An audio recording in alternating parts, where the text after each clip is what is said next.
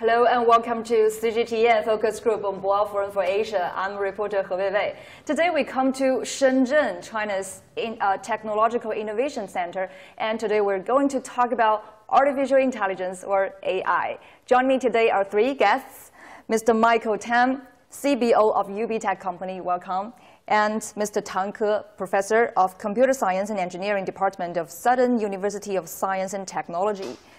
And also Mr. Hisao Ishibuchi, Editor-in-Chief of the Computational Intelligence Magazine of the Institute of Electrical and Electronics Engineers, or IEEE for short. Great to have you, gentlemen. And just to remind our audience, this CGTN Focus Group is live streamed on our official website, our apps, as well as other social media platforms, including Weibo, Facebook, YouTube, and Twitter. Please follow us very closely and leave your comments and join our discussion. Well, gentlemen, you may have noticed that today we have a special guest on the table. Hello there. Nice to meet you. What's your name? Hello, I am Alpha Mini. I am much honored to be here today. Hello, Alpha Mini. What are you doing here? What about giving us a performance? No problem.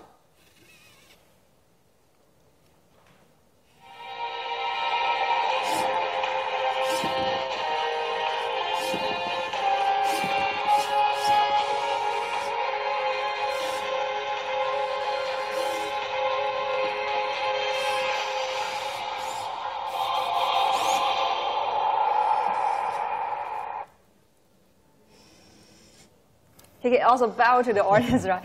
Well, thank you, Alpha Mini.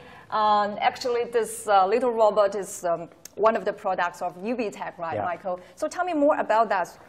What can this robot use for, and what do we have for other robots? This is a brand new robot. What we call is a humanoid robot. You use it at home. It's a brand new launch in last September. So he can help you to maybe communicate much more with the kids. So for the educational level, so they have so much of the knowledge could communicate with the kids. So from the educational level, from a company level, so the robot do not have age limit.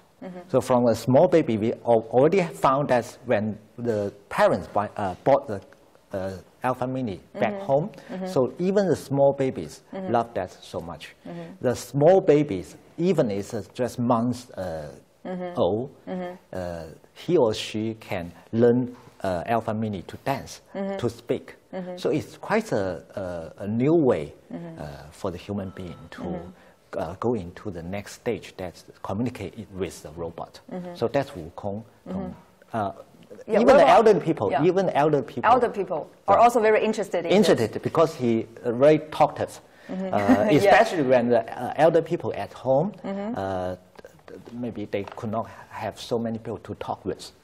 So the Alpha Mini could talk with you all the day. So he has enough patience to accompany you, all the days at home, or you can bring Alpha Mini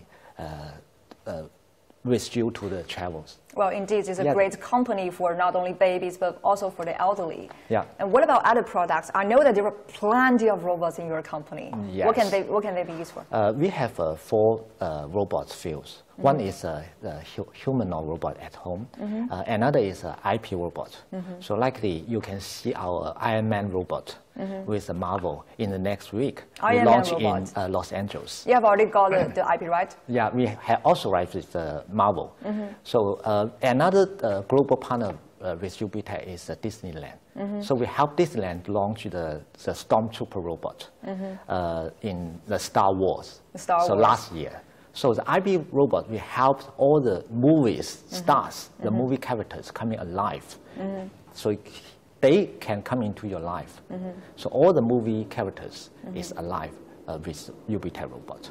The third part is we have the robot service the public. Like we have the cruiser, we have H's.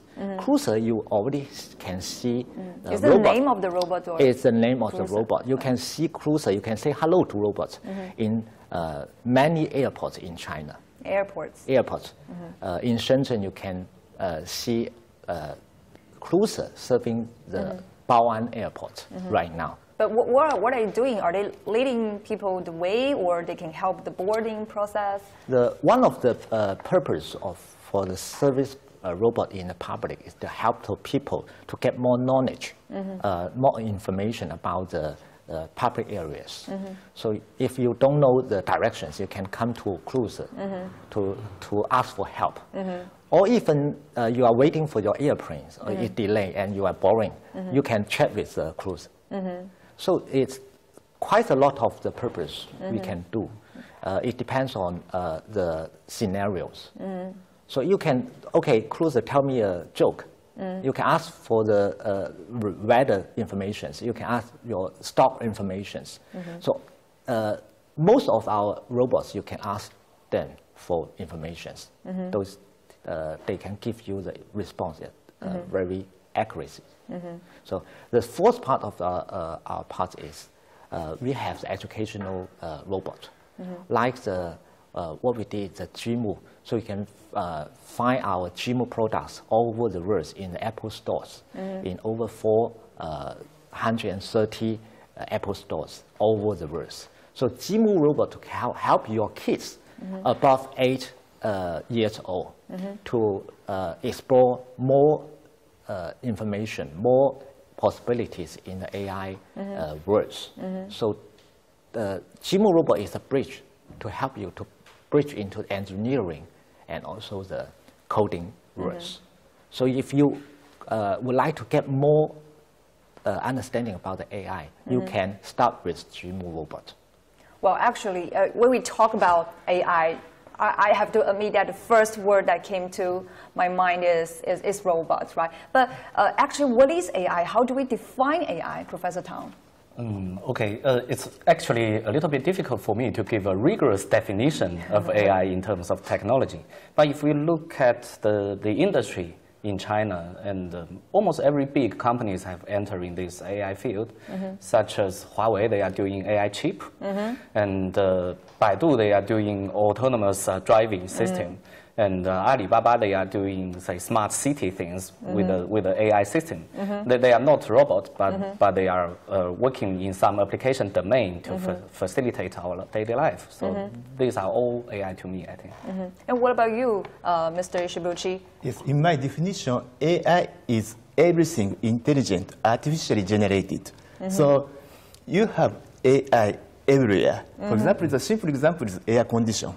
Air conditioner is controlled by AI. Washing machine, vacuum cleaner. Even the simplest air conditioner is AI? No, not the simplest. Simplest one, maybe not, but the current one. The advanced one. Advanced one is yes.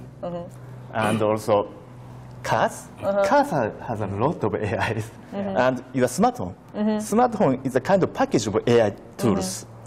When you want to go somewhere, simply you input your location you want to go.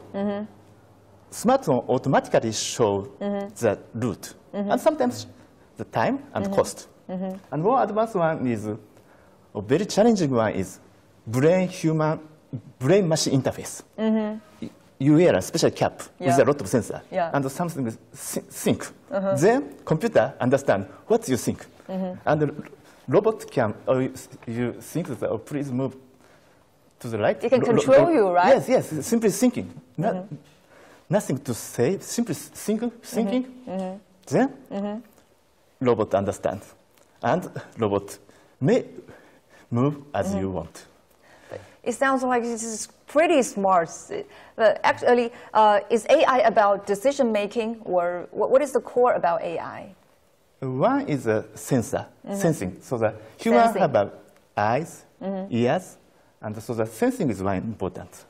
And based on the sensing signal, reasoning, and then make a decision. And finally, move. So that's a robot part. Right. Professor Tang, can we say that AI is everywhere now in our daily life? Yeah, I think so, yes. Sometimes I don't recognize them. Sometimes I don't feel that it was AI. Just my phone. Okay. To me, I think one of the most commonly used AI technology, probably every one of us have encountered, is the access control system in our train station. Now, previously you need some human to check your ticket and your ID card. Now you just need to put your ID card on some machine and they use face recognition and let you pass. So this is, face recognition is a typical AI technology. And the other is that many of us use the taxi calling system, the Didi or Uber or anything. Apps, And from the company's perspective, you need to have a system, typically an AI system, to decide which taxi to pick up which client within very short periods, say a few seconds. This can all be done by a human if you have, say, 1,000 requests in 1 minute. Okay, so the AI is deciding which car I'm going to take, right? Yeah. And what about you, Michael? And the robots, which part of the robots we saw is really relevant to AI? Actually, for the robot areas, for the industry parts, AI is everywhere, already everywhere. Like the operation system. So every hardware, they need to have an operational system. So the operation system for robot there's a lot of AI. And you see the performance by Alpha Mini. So we use AI to control the movement of the robot and also to activate the movement according to your commands, to the voice commands. So the voice command and also the face recognition is AI. And we also have the crowding, the analysis. So the crowd system, a lot of AI on that. So from the software to the hardware part, there's a lot of AI on that. Yeah, and even from the content part of perspective, you say, okay, Alpha Mini, I would like to maybe sing a happy birthday for me, okay? If you say happy birthday, the robot could understand, okay, maybe you are a Mandarin, happy birthday is 生日快乐, okay? From the Hichibushi-san, he need to have a Japanese version. So that's AI, because the robot could understand different kind of the requests according to the people who make the comments. So that's a lot of AI on that. Indeed, we have talked about a lot of examples, but you, as insiders in the industry, let's talk about the problems. For example, Professor Tang, what are the challenges in you are doing research in AI? What challenges do you face right now? I think, okay, the major challenge probably is the mechanism for collaboration. Because if we are only looking at the very, very fundamental part of AI, say mathematics, we can do it by ourselves. But if we want to generate some real technology that can be made into a product, we need a team with diverse background experts, such as, say a doctor or a software developer or even a product manager. But now the communication overhead between, say, academia and the industry of China is a little bit high. And the communication overhead between different disciplines, such as medicine or computer science. Yes, it's totally different. You have to cooperate with each other. We have to collaborate, but the communication overhead is just too high. Sometimes we cannot afford it. So this is the major challenge for me. So it takes time and it takes costs. What about you, Mr. Ishibuchi? Do you feel the same way? What are the challenges? I think that in the field of artificial intelligence, most important resource is talented people, talented young researchers. Talents. Talents. That's, I think, the problem. When I was in Japan, I received a lot of applications from China. But unfortunately, at that time, I did not have enough money to hire them. But now, but is it about money or is it about talents? In that case, that's money. But here, I have a problem here. Good funding. But unfortunately, I have not received many applications from Chinese people for my PhD and postdoc researchers. So that it's not so easy to find a very good young talent in the field of artificial intelligence. This is a big problem for me. Is this a common problem that faces the whole industry, the talents? I totally agree. Actually, just take educational level in UB Tech, for example. So actually, talent is quite limited because quite a total new industry all over the world. We take education level like the STEAM education. STEAM education is in the past maybe 10 years successfully adapted in the US market, but not over the world. But if you see 2020, over the world we need 123 million professionals in the educational STEAM fields. But right now, we projected there's only 50 million so far. That's far behind the demand. It's totally a huge gap from the talent part. So it's not regarding the money issue. If you have the investment, but you still need to face that lack of lot of the talents in AI industries. You know, talking about AI, I think we have to look at our very strong competitor, the U.S., right? The U.S. President Donald Trump just issued an executive order on maintaining American leadership in AI. We have to admit that the United States is really strong in that sector. And can you tell me, what can we learn from the U.S.? I think, to me, mainly we can learn how to collaborate with the industry and between different disciplines. Because I found that the mobility between academia and the industry, or from one area to another area in United States, is very common. But in China, usually this is not very common. You stay here and for maybe the whole life, and you're just working on something that you are working on for maybe 30 years, and so maybe we can learn some mechanism thing from United States. Yeah, we learn from the mechanism thing, the system thing. But we mentioned the lack of talents, Professor. Does the U.S. also face the lack of talents in terms of AI? I think so, but they have a lot of good universities and a strong relation between universities and companies.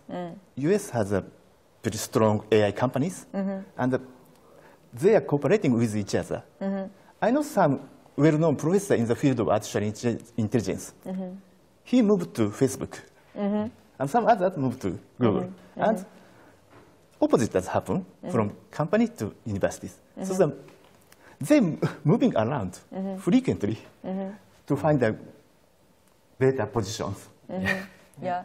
But here, that movement is very small, almost nothing. Is it difficult, or, I mean, is that because our research level is still relatively left behind in comparison with the U.S.? The U.S. have more, you know, very good universities. Yes. But what should we do in this sector? We are catching up here Yes, a little bit. We are catching up. But it's just a tradition, because traditionally universities in China don't have this tradition to collaborate closely with the industry. Although we always claim that we want to collaborate, but actually the tradition is changing a little bit. But we might need time. So what you mean is research. Research. Academy. Business is business, right? Yeah. No, but I think we are already we are breaking the wall from last year, because from the government support, they just pushed all the universities and the research associations to embrace the market. Because from AI is totally collaboration. You can do it by your own. You need to just maximize the resources all over the world. So that's the successful point for AI. So if you're doing by your own, you can do nothing. So if you embrace all over the world, you can maybe get more progress faster than the others. This is a very good point.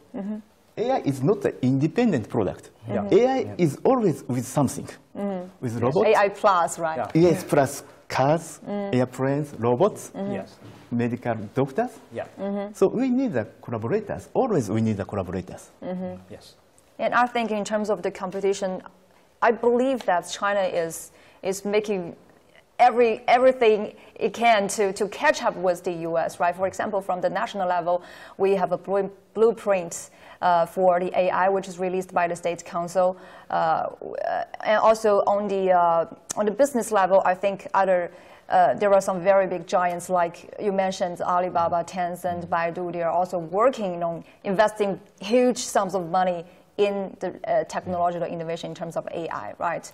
And also, professors, you're doing very hard for your research, and maybe in the future, we will likely to have more students or PhDs in this sector, right? And in terms of the executive order from the US, I just mentioned, there is something I'm very interested in. That the executive order states 5 principles. One of that is to foster public trust towards AI. What does it mean? Does it mean that so far we don't trust AI? For example, in Shenzhen, I know that there is a hospital, and there is an AI doctor. It can make diagnosis based on your X-ray photos. Right. But for example, Professor Tang, do you trust an AI doctor? Or will you let him to, for example, operate the surgery on your body?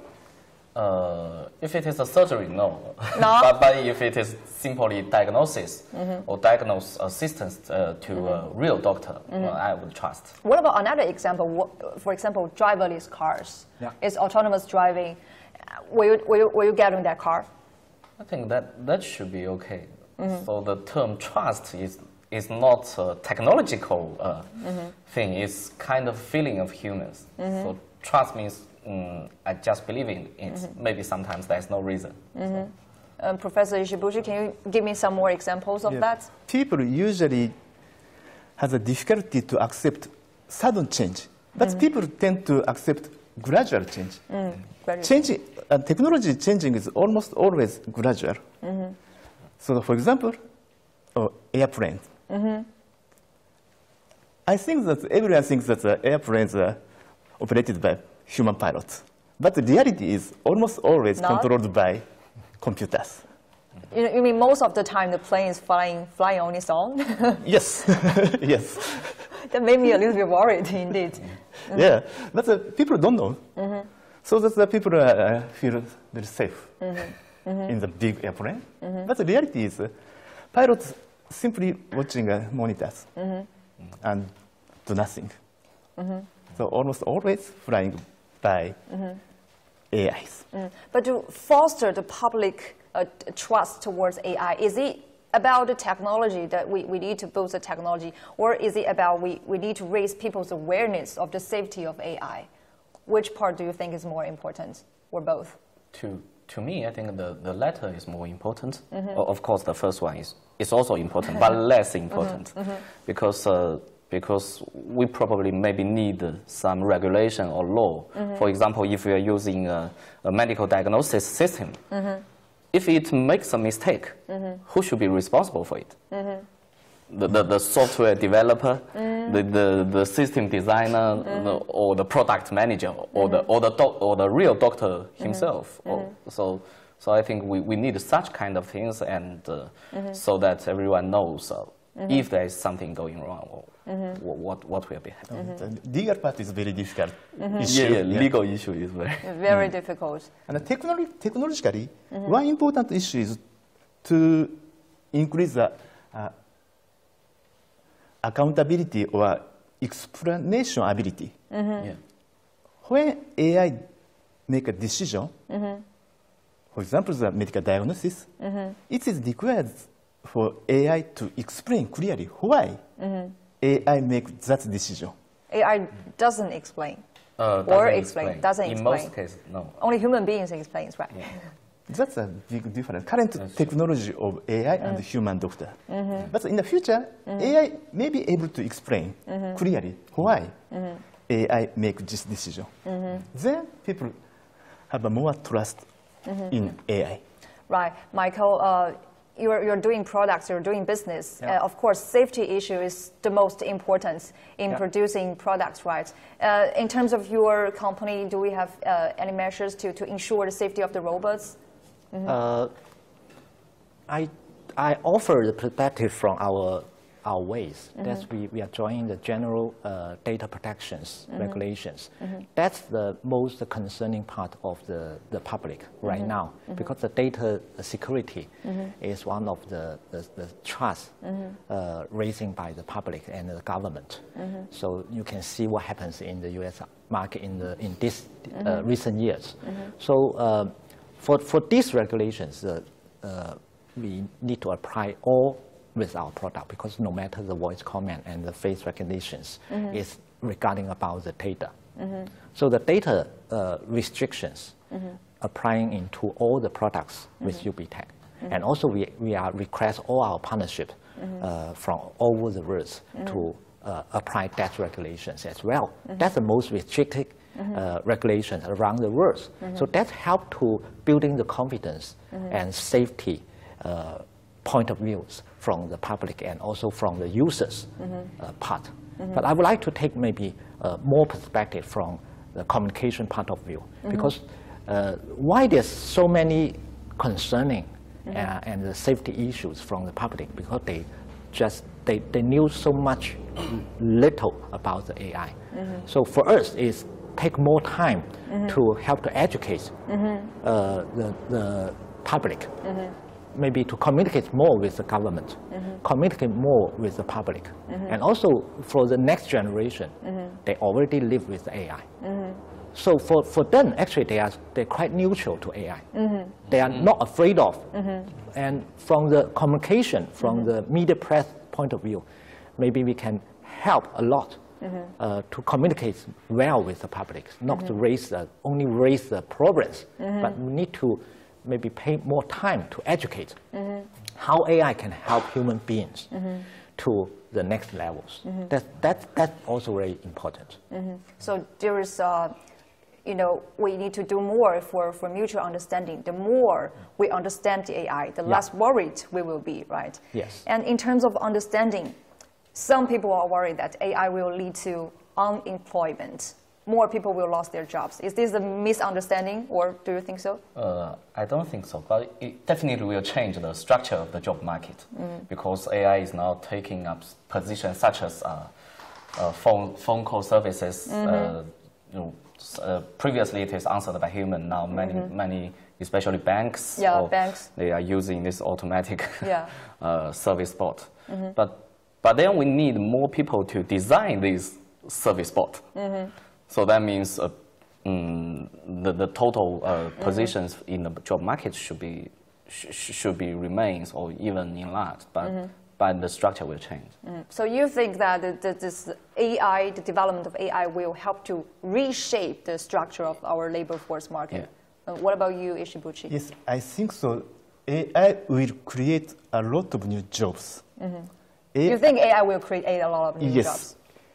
Because we need AI engineers, and AI robots need maintenance and update, and also monitor something happens. To monitor and then maybe to fix them and maintenance. So the high-level engineers, more high-level engineers are needed.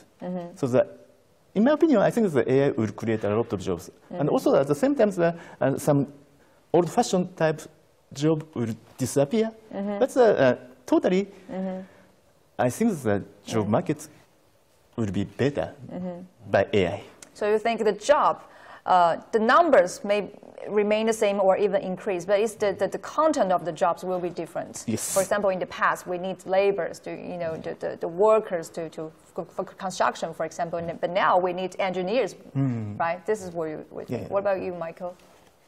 On top of that, I think the AI could create more creative and interesting job for the human beings. Interesting jobs. Because for the repeated routine job, the labor-intensive part, obviously it will be changed. So the context of the job market will change frequently. But it forces the human being to thinking about what do we need, what we are doing in this world.